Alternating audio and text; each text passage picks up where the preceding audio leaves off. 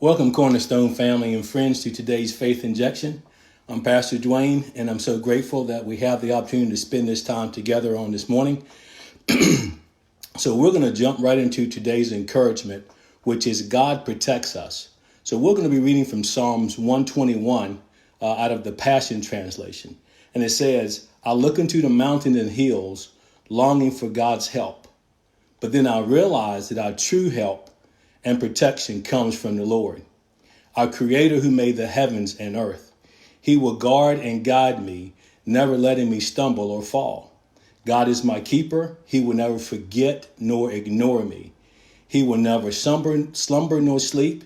He is the guardian God for his people. Jehovah himself will watch over you. He's always at your side to shelter you and keep you safely in his presence. He's protecting you from all danger, both night and day. He will keep you from every evil or calamity.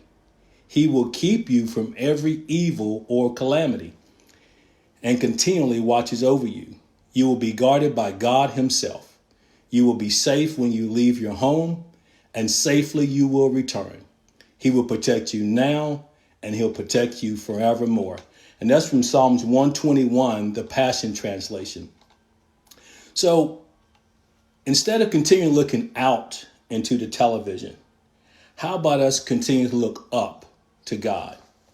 Yes, we need to keep an idea of, there again, what the latest closures are, but let's not keep looking out at television about the restrictions and how many deaths and how many are infected and what's going on, and just getting ourselves in a state of fear, panic, and unbelief.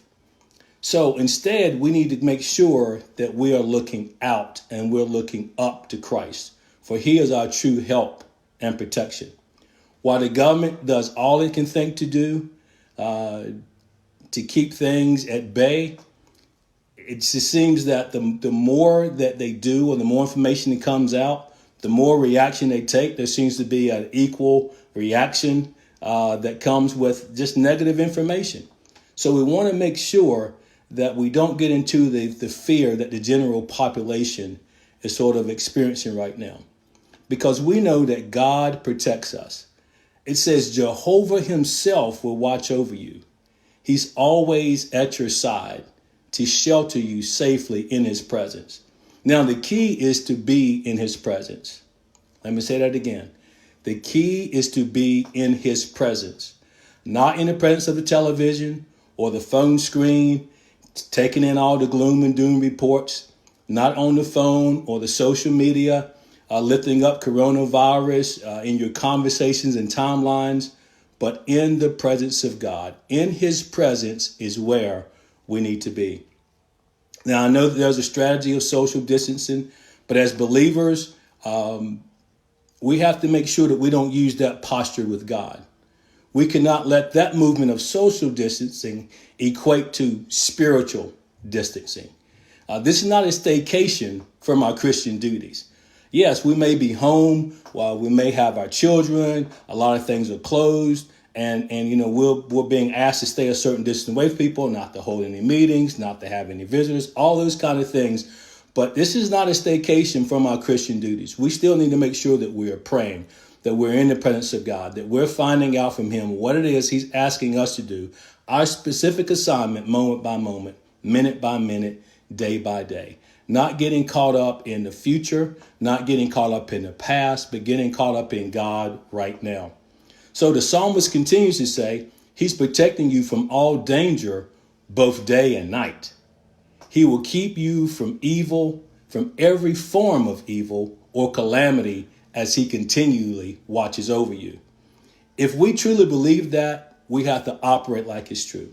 Now, I'm not encouraging anyone to go out and break any laws, but you can still operate in faith and not fear. If other people's faith is not there, if it's not where yours is, no problem. Respect where they are and move on. But don't let their actions and reactions cause you to think that you should be thinking differently or you should be acting differently if you know that you're acting and you're doing exactly what God has called you to do. So with that, what other people believe don't affect you. Just as like what you believe sometimes doesn't affect other people. So we have to make sure that if they feel that way, respect it and move on. If they want social distancing or don't want the holy handshake, that's okay. God protects us. He finishes with, you will be guarded by God himself. How great is that? To know that during this time of all this concern, that we are guarded by God himself. So if we're guarded by God himself, what do we think is going to get through to us? What do we think is going to come and cause us any harm if we're protected by God himself? Man, that's better than any kind of security system you can have at your house. It's better than having your Glock. It's better than having any of those things when we know we're protected by God himself. He said, you will be safe when you leave your home, and safely you will return. He will protect you now. He will protect you forevermore. God's protection is ever present. It doesn't matter where you are. Another common term is shelter in place. We know that God is our shelter. We take God wherever we go. So wherever we go, he's with us in every place. We bring him along. So whether you stay in, you're sheltered. If you go out, you're sheltered. When you come back home, you're sheltered. God protects us everywhere we go. So knowing that God protects us now and forevermore, if you live long enough, you'll see something like this again. However, each time it happens, it's billed as the worst thing that ever happened. If you're old enough, you may remember some of the things that have passed. You know, the different health challenges we had, like SARS, the Asian flu, the swine flu, MERS, Ebola, Zika. And during that time, it was feared that it would wipe out total populations. And now they're all but a distant memory to most of us. And when someone brings it up, it's like, oh yeah, that did happen. And this too shall pass. And when it does, years from now, weeks from now, months from now, people are going to look back on this time, and some people are going to laugh at some of the crazy stuff that happened. You've seen some of the videos where people are working from home, and next thing you know, the kid runs into the shot, or the husband runs into the shot, or heaven forbid, you do something forgetting that you're actually on a video chat for work. So just like God protected us from all of those things, he'll protect us from this as long as we continue to look up to our Lord and Savior, Jesus Christ. His protection is not just from getting sick. It's protection from loneliness, for the people who live by themselves, or those who are in assisted living, or those who are in the hospital, where people can't come and visit them. I mean, that's a shelter in place. And we know that those people being by themselves have the opportunity to get lonely. But looking up to God protects you from that loneliness, because he said he will be an ever-present help in time of need. He's with us always. So yes, we may not be able to have family and friends there with us, but God is always there. And that's the greatest fellowship that we could ever have. And if we would simply focus in on that during those times, loneliness will dispel.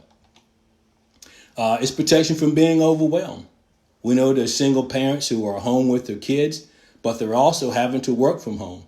And so therefore that time and attention sort of gets stretched, because you're used to going off to work and your children being in daycare or being in school. And so you can kind of focus on one thing at a time.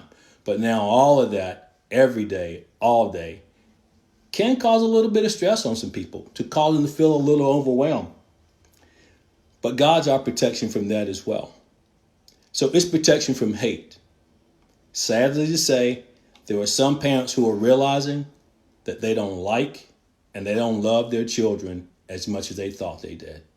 Because this concentrated amount of time that you have your children, you're finding out some things about them that you knew, but you only had to deal with every so often. And now it may be all day, every day. And so we want to make sure that the hearts of the parents don't turn to hate.